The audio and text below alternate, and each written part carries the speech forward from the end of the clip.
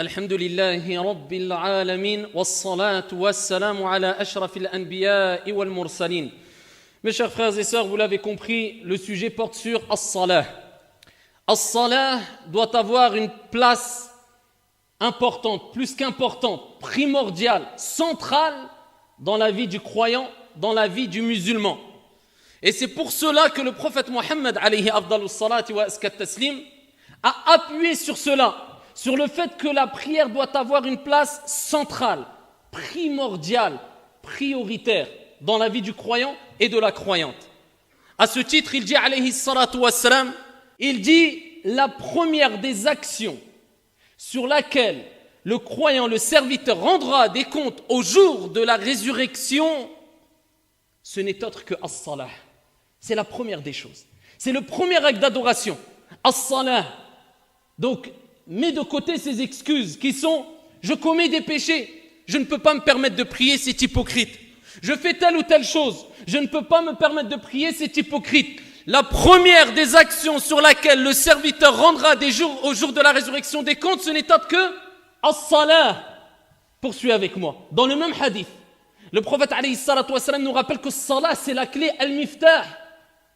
Et il dit, si elle est complète, si elle a été accomplie complètement, c'est-à-dire à son temps, avec un minimum de concentration, d'humilité, comme il se doit, en respectant bien sûr, comme il se doit, les piliers et les obligations de la prière, celui qui l'aura accompli, la prière, eh bien le reste de ses actions seront acceptées. Allah.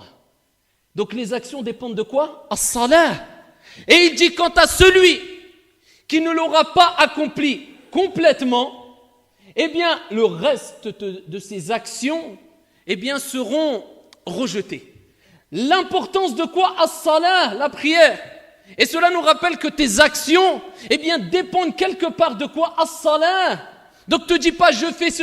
Commence par ta prière. C'est la base, c'est le début. C'est la première des choses sur laquelle tu rendras des comptes au jour de la résurrection. Fais-la au mieux. Si tu ne peux pas parce que tu es malade, tu peux toujours prier. Mais il y a des permissions qui ont été explicites dans les textes prophétiques et coraniques. Si tu ne peux pas prier debout, prie assis. Si tu ne peux pas prier assis, prie allongé. Si vraiment tu ne peux pas prier dans son premier temps, eh bien il y a un temps assez large pour les prières. Tu peux retarder la prière tant qu'elle ne sort pas de son temps. Ala kulli hal. Efforce-toi, ya Abdallah, c'est pour ton bien, c'est pour emporter avec toi un gros bagage. Efforce-toi d'accomplir as-salah. Le prophète alayhi afdalus salati wa askat taslim nous a rappelé, ahibbati fillah, que la prière est tellement importante que la personne doit vivre avec la prière et mourir aussi avec la prière.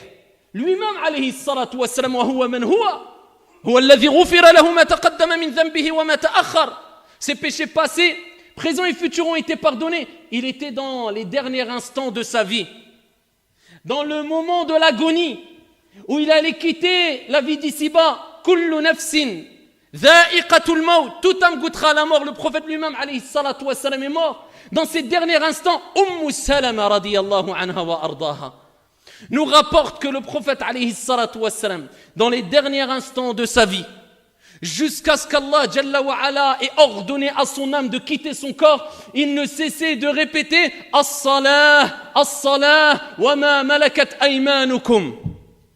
La prière, la prière. Le prophète demandait à sa communauté de s'accrocher à la prière. Il pensait à l'ensemble de sa communauté alors que l'âme allait quitter son corps. Imagine ta situation au moment de l'agonie.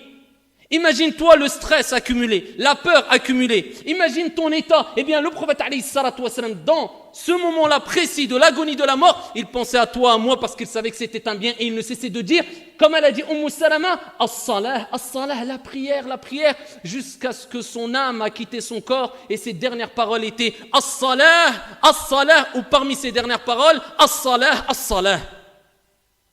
La prière, c'est ce qui va te permettre de t'améliorer. Ne cherche pas. Allah Jalla wa ala dit Inna as-salata tanha 'anil fahsha'i wal munkar. C'est la prière. Donc comment veux-tu t'améliorer dans ta vie? Comment veux-tu t'améliorer avec tes parents, avec tes enfants, avec ton époux, avec ton épouse, avec les gens de façon générale, avec ton Seigneur, dans ta relation avec le divin? Si toi tu ne préserves pas ta prière, alors que Dieu dit la prière, as-salat tanha 'anil fahsha'i wal munkar. C'est la prière qui va te permettre d'aider à t'éloigner de tout ce qui concerne les turpitudes et le blâmable, les choses mauvaises, nuisibles. Mais si tu as abandonné la prière, ya Abdallah, comment veux-tu te réformer sans avoir mis en application ce qui va te permettre de te réformer facilement? Et tu as coupé quelque part une certaine relation avec ton Seigneur, le divin, tabaraka wa ta'ala. Sache que si tu t'accroches à ta prière de façon générale, et particulièrement à Salatul Fajr, comme on va le voir incha'Allah ta'ala, eh bien sache, abshir, réjouis-toi, je t'annonce la bonne nouvelle, tu as emprunté le chemin vers le paradis incha'Allah ta'ala. Ayyuha al-ikhwatu wal-akhawat. La prière et particulièrement Salatul Fajr. Pourquoi Salatul Fajr? Parce que c'est une des prières, parce qu'on a 5 prières, on n'en a pas 2. On a 5 prières, on n'en a pas 4. On a 5 prières, on n'en a pas 7 qui sont obligatoires. On a 5 prières. Mais parmi les 5 prières, si ce n'est la plus dure, difficile, la preuve que ce n'est pas à chaque fois qu'il y a une difficulté dans la religion qu'on doit éliminer l'acte d'adoration. Non, Dieu veut que dans certains actes d'adoration, il y a des difficultés. Le paradis est cher. Il faut goûter à certaines difficultés. On n'a rien sans rien, comme on le répète assez souvent, je pense. Eh bien, Salatul Fajr, elle est difficile à accomplir. Et c'est pour ça, que ce qui est difficile à accomplir, eh bien, on sait que cela engendre une récompense énorme. Plus la chose est difficile à acquérir, et plus la récompense sera énorme, incha'Allah tabaraka wa ta'ala. Salatul Fajr, elle est difficile à accomplir, mais elle renferme d'énormes mérites qui, pour certains des mérites qu'on va évoquer, sont propres ou ne sont propres qu'à Salatul Fajr, parce qu'elle est plus dure que les autres. Et il y a Salatul Isha aussi qui est difficile. Mais Salatul Fajr est beaucoup plus difficile, comme on le sait toutes et tous, et on le sait avec ce qu'on vit tous les jours. Surtout dans certaines périodes de l'année où Salatul Fajr est très tôt, Salatul Isha est très tard, c'est difficile. Mais Dieu veut nous éprouver, et veut que tu prouves ton amour que tu portes par rapport à ton Seigneur tabaraka wa ta'ala qui t'a créé pour l'adorer. Et as-salat, c'est une ibada. Faire du bien autour de toi, c'est une ibada aussi. Aider ton prochain, c'est une ibada. Te comporter de la meilleure manière, c'est une ibada. Mais l'acte d'adoration pratique, le plus important, c'est as-salat. Et parmi les prières les plus importantes, c'est Salatul Fajr.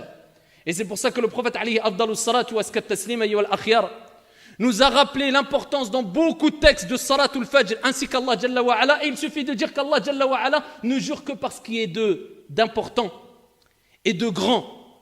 Et Allah Tabaraka wa Ta'ala a juré par Al-Fajr, wal-Fajr, wa-layalin ashr. Il a juré par Al-Fajr, l'aube.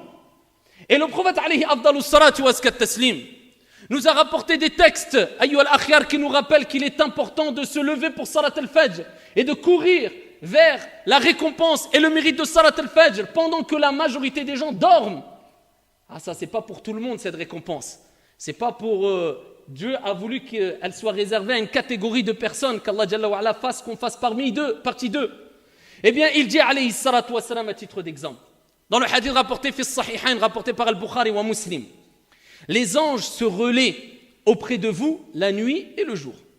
Les anges, al-malaïka, ils se relaient auprès de toi, auprès de moi, auprès de nous, la nuit et le jour. Et ils se rencontrent. As-salat al-asr et as-salat al-fajr. C'est les 2 prières dans lesquelles les anges, al-malaïka, se rencontrent.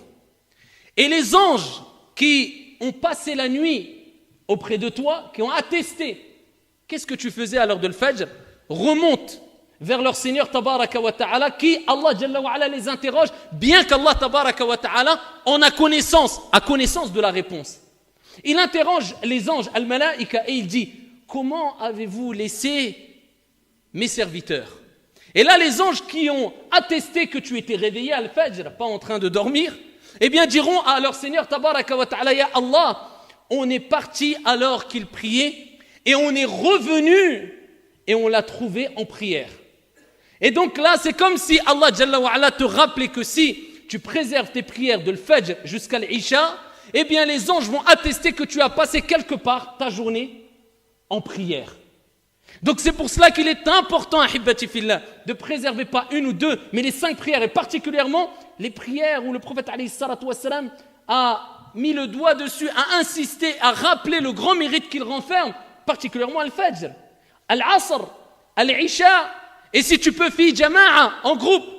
Et donc, que dire de l'état de la personne? Et que dire de la situation de la personne? Qui les anges attestent devant Allah Jalla wa Ala, comme quoi il était en train de dormir. Comment avez-vous trouvé Foulan?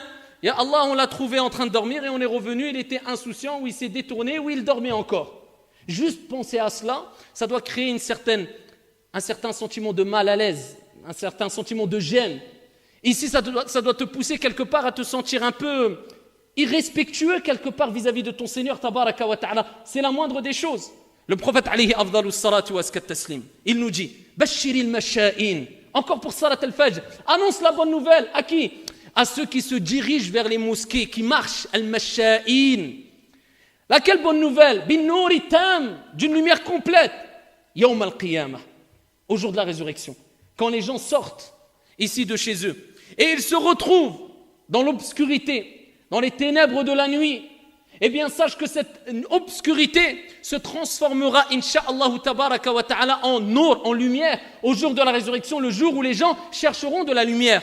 Mais tu auras de la lumière par rapport aux bonnes actions, par rapport aux œuvres que tu auras accomplies ici-bas. Eh bien Allah, il te dit, quand tu te lèves le matin et que tu te retrouves dans l'obscurité et tu te diriges vers un endroit pour accomplir la prière, eh bien cette lumière sera une lumière, cette obscurité sera une lumière pour toi, yawm al-qiyamah bi'idhnillahi tabaraka wa ta'ala. Le prophète alayhi afdalus salatu wa askat taslim, il nous dit aussi, celui qui prie salat al-isha fi jama'a, celui qui prie la prière du isha, la dernière prière, en groupe, c'est comme s'il avait prié la moitié de la nuit. Il a fait qiyamul layl, ici la moitié de la nuit. Et celui qui prie man sala al-fajr fi jama'a, en groupe, et en groupe à la base c'est dans les mosquées. Et Al-Jumhur ne considère pas obligatoire, c'est-à-dire pécheur, celui qui ne vient pas à la mosquée pour la prière en groupe, tant qu'il y a un groupe qui l'accomplit, mais ça reste qu'il s'est privé, si on prend l'avis de la majorité, d'un énorme bienfait. Et si on prend l'avis minoritaire, qui est un avis fondé aussi, des preuves solides, ils sont aussi, eh bien c'est obligatoire. Donc, ala kulli hal, nous disons dans tous les cas, tu te prives d'un grand bien. Et il suffit de rappeler ce hadith où le prophète alayhi salatu wa salam nous dit, celui qui prie l'Isha en groupe, il a la récompense de qiyamul layl, mais la moitié de la nuit en prière. Et celui qui prie subh, il a pris l'Isha, il prie subh en groupe fi jama'a, il a la récompense de qiyamul layl, toute la nuit en prière. Certains ont dit non, al-Isha c'est la moitié de la nuit, si tu fais le Fajr en groupe, tu as une nuit complète, le total une nuit et demie de qiyamul layl. Ça, si tu fais al-Isha fi jama'a wa subh fi jama'a. Et à la colline, quelqu'un qui habite loin, qui n'est pas proche d'une mosquée, qui ne peut pas, qu'il essaye de former un groupe au moins chez lui, avec son épouse, qui ne prie pas seul. Cela est préférable en espérant avoir la récompense du groupe, incha'Allah tabaraka wa ta'ala. Parmi les récompenses, le prophète alayhi afdalus salatu wa askat taslim a dit, man salla al-fajr fahuwa fi dhimmatillah. Celui qui prie al-fajr, la prière du matin, il est sous la protection d'Allah tabaraka wa ta'ala. Et dans le même hadith, le prophète, regardez ce qu'il dit ensuite, il nous rappelle, tu pries le fajr, tu es protégé par Allah jalla wa ala. Et il dit qu'aucun d'entre vous ne se mette dans une situation où vous devrez rendre des comptes concernant votre négligence auprès d'Allah jalla wa ala. Et le prophète, il nous dit, tu pries subh, tu es protégé par Allah. Ne te mets pas dans une situation où demain, au jour de la résurrection, tu devras rendre des comptes auprès d'Allah sur ta négligence. Dieu, il te dit, tu es protégé par Allah, tu es négligent, tu n'en veux pas. C'est comme si tu disais, Allah, je ne veux pas de ta protection quelque part. Donc ici, profite de cette prière, Al-Fajr, à l'heure, fais-la à l'heure. Donc ça, c'est parmi les premiers moyens, Ayyuha al-Akhyar, afin de nous pousser et nous faciliter à se lever à Salat al-Fajr. Ce n'est pas de mettre 10 réveils, comme on va le voir. C'est de comprendre quels sont les mérites de Salat al-Fajr. Et il est important de savoir que le prophète a été jusqu'à dire, rapporté par l'imam Ahmed bisanadin sahih. Vous comprenez maintenant pourquoi le prophète va dire les propos que je vais vous citer? Il dit alayhi salatu wassalam, les prières les plus lourdes pour al-munafiqin, pour les hypocrites, ce sont salatul fajr wa salatul isha. Il n'est pas question de dire que celui qui ne fait pas salat al-fajr ou al-isha à l'heure, une fois ou deux fois, c'est un hypocrite. Non, mais il rappelle que ça, en tout cas, c'était un critère des hypocrites. Parce que les hypocrites, c'était qui à l'époque du prophète alayhi salatu wassalam? Là, on parle des grands hypocrites, attention. Ceux qui étaient sortis de l'islam, ils n'étaient pas musulmans. Ils faisaient semblant de prier à la mosquée, de venir avec le prophète. Ils parlaient d'eux. Mais le prophète, il a dit, la prière la plus pénible pour eux, c'était laquelle? C'était salat al-fajr et salat al-isha. Pourquoi? Parce que lui, il était hypocrite. Il venait, c'était pour faire du mal au prophète ou aux musulmans. Il n'était pas musulman. Et il voulait montrer exprès, voilà, jouer à un certain jeu et dire on est musulman, alors que ce n'était pas vrai. Mais le problème, c'est que les musulmans tous priaient salat al-fajr et salat al-isha à la mosquée. Donc eux, ils ne pouvaient pas se différencier. Ils ont dit, on est obligé de suivre le mouvement. Mais c'était dur pour eux. S'ils pouvaient dire, ils n'avaient pas une autre prière à une autre heure, ça nous aurait arrangé. Il n'y a pas le choix, viens al-fajr. Et c'était lourd pour eux. Voilà pourquoi le prophète alayhi salatu wassalam a dit les prières les plus lourdes pour les hypocrites. Il faut bien comprendre les textes, attention. Eh bien, c'était le Fajr et Al-Isha. Mais dans tous les cas, ça ne veut pas dire que tu es un hypocrite si tu ne fais pas le Fajr et l'Isha, mais il y a quand même une ressemblance avec le comportement qu'avaient les hypocrites. On est d'accord. C'est-à-dire qu'elle est lourde pour toi et elle est difficile pour tout le monde. Mais si elle devient lourde à tel point où tu veux t'en débarrasser, tu n'en veux pas, tu le répètes et tu la rejettes, il y a une certaine ressemblance malheureusement avec le comportement qu'avaient certains hypocrites. Et je répète, tu restes croyant et musulman bien sûr. Et cela doit interpeller nos consciences et nos cœurs pour nous dire là c'est quand même grave, la situation est quand même grave. Voilà pourquoi je donne quelques conseils rapides ici à Yoel Akhyar que tout le monde connaît, mais il est important de mettre en application afin de se réveiller facilement à Salat al-Fajr. C'est pas de mettre 10 réveils, je répète. Pourquoi je vous dis ça? Il y a quelques jours, un frère est venu me voir et m'a dit « Donne-moi des conseils pour me lever à Salat al-Fajr ». Bien sûr que moi-même, j'en ai besoin de ces conseils-là, on en a toutes et tous besoin. Je lui dis la première des choses parmi les causes. Tu mets le réveil déjà? Il me dit « Mon frère, j'en mets 7 des réveils ». Il me dit j'en mets 7, donc j'ai compris qu'en fait, il ne faut pas commencer par le réveil. Ça, c'est à la fin, tout à la fin. Donc, il faut se dormir tôt. Ça, tout à la fin. La première des choses, c'est de prendre conscience quelle est la récompense de Salat al-Fajr, wallahu a'lam. Et de prendre conscience de la gravité d'être négligent, insouciant, inconscient des mérites de Salat al-Fajr. Ça, c'est la première des choses. Déjà, après, le reste, ça va tout seul. Exemple, toi, si on te dit, tu as un travail, mais tu dois te lever tous les matins, 5 heures du matin. Ah, ne te précipite pas. Tous les mois, tu touches 25 000 €. On n'a pas besoin de te dire, mets le réveil, pas mets le réveil. Toi, le mérite, la récompense, ça y est, elle a plié toutes les autres causes. Ne lui parle même pas de réveil ou pas. T'inquiète, sans réveil, il va se réveiller à 5 heures du matin. Sans réveil, son corps va se régler en 2 jours. Lakin, pour Salatul Fajr, on a du mal parce qu'on joue que sur les causes matérielles. Mais c'est logique. Regarde les causes spirituelles, ce qui doit te motiver, t'apporter une conviction ferme que tu dois te lever à Salat al-Fajr, c'est un bien pour toi. À ce moment-là, c'est facile le reste. Vous avez compris? Donc, le réveil, l'histoire du réveil, c'est à la fin. Donc ici, la première des choses, c'est les mérites. Prendre conscience de la valeur et de ce que tu rates, ya Abdallah. Si tu rates Salatul Fajr, et la honte, qui est le fait de te réveiller, peut-être te dire les anges, ils ont dit à Allah, on a trouvé Foulan et Allan en train de dormir. Allah en a connaissance. Et ils ont attesté de cela. Et déjà ça nous permet de voir ici où est notre degré de foi. C'est pour ça Salatul Fajr, c'est quelque part une métaphore, le thermomètre de l'iman, de la foi. C'est pas l'aspect extérieur, comme je dis souvent, l'aspect un beau camis, une belle barbe. Je suis pas en train de critiquer et dénigrer, moi-même j'ai la barbe, moi. Faut arrêter. Le principal, al-qalb et al-a'mal, les actions qui sont obligatoires et qui sont les plus importantes. Ensuite, on sait que tout est important en islam, mais il y a des priorités. Comment ça, tu vas me dire par exemple une personne qui a une apparence d'un pieux, d'un vertueux, d'un compagnon, il ne se lève pas Salat al-Fajr, je comprends plus rien là. Ils sont où les priorités? Je ne comprends plus rien. Donc, le thermomètre de ta foi, Salatul Fajr. Ensuite, Salatul Isha. Ensuite, Al-Dhuhr, Wal-Asr, Wal-Maghrib. Ça, c'est un grand thermomètre de ta foi. Tu vas savoir où tu es. Sans compter le fait que ça ne suffit pas de prier. Il faut prier avec concentration, avec dévotion. Et prier comme il faut, en respectant les piliers, les conditions, etc. C'est une prière complète, comme on a dit précédemment. Donc, la première des choses, les mérites. Tu les as compris. Deuxième des choses, avoir la ferme conviction et ici et la ferme résolution de se lever à Salat al-Fajr. Tu te dis, je dois me lever et je veux me lever bi'idhnillah. Troisième des choses, rend faible shaitan, affaiblit le diable. Comment? Fais le wudu. Qabla an-nawm, tawadda ya Abdallah. Protège-toi, c'est une protection. Fais le wudu. Essaye de dormir avec les ablutions, c'est le mieux. Quatrième des choses, si je ne me trompe pas, fais al-dhikr. L'évocation et l'invocation. Shaitan va s'affaiblir encore. Tu es en train de te protéger. Si tu récites Ayat al-Kursi tous les soirs, Allah envoie un ange qui te protège toute la nuit bi'idhnillahi azza wa jal. Shaitan, il s'éloigne de toi. Parce que la cause principale qui fait qu'on a du mal à se lever à al-Fajr, c'est notre âme qui est influencée souvent par les plaisirs et la paresse et le laisser aller. Et Shaitan aussi. On ne met pas que la faute sur Shaitan, mais il y a Shaitan aussi. Donc ici, affaiblis Shaitan. Fais le dhikr. Et particulièrement Ayat al-Kursi, Surat al-Ikhlas, al-Falaq, al-Nas 3 fois. Et fais comme le prophète alayhi salatu wa sallam faisait. Réunis tes mains et récite al-Falaq, al-Nas, al-Ikhlas 3 fois, souffle dans tes mains et essuie ton corps. Ça, c'est parmi les choses recommandées à faire avant de dormir. Déjà là, tu t'es prédisposé à te lever à Salat al-Fajr, incha'Allah ta'ala. Quand tu te réveilles, eh bien, comment tu dois réagir? Tout de suite. Parce que dès que tu ouvres l'œil, on sait très bien, on les ouvre peut-être 20 fois. Tu as le temps d'avoir éteint 5 réveils, tu ne t'es même pas rendu compte que tu as éteint 5 réveils.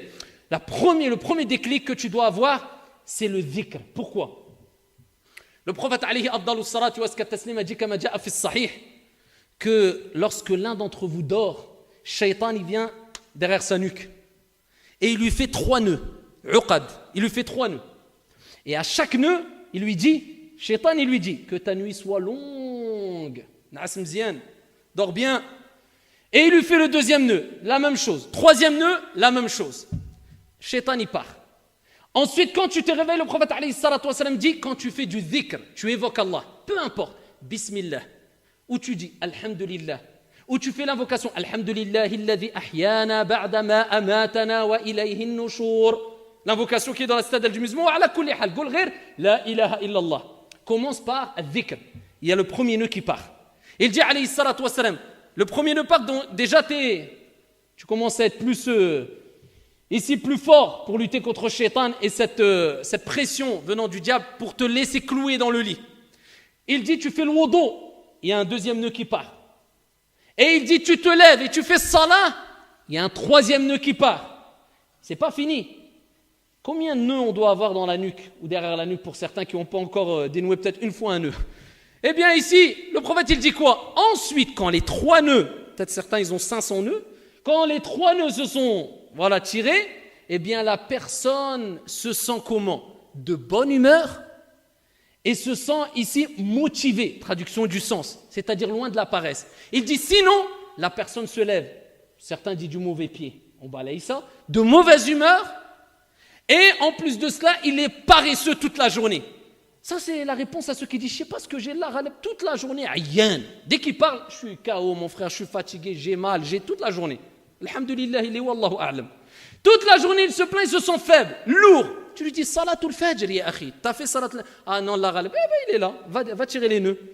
Donc ici, ça c'est une réponse à ceux qui n'ont pas compris que si tu veux être ici efficace tout au long de ta journée, loin de la paresse et de bonne humeur, fais salatul fajr ya Abdallah. Et ça sera bénéfique pour toi, pour ton entourage, pour ta famille, pour la bonne ambiance. Fais salatul fajr. Wa ta'awanu 'ala al-birri wat-taqwa. Que l'épouse essaye d'aider son mari à se lever. Si le mari a plus de facilité à se lever, eh bien qu'il essaye d'aider son épouse à se lever, et on s'entraide, et jusqu'à ce que Allah Jalla wa Ala a dit wa'mur ahlaka bis-salah wastabir 'alayha.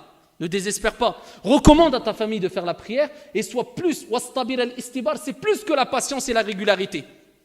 Tu dois continuer tout le temps à les exhorter. De quelle manière?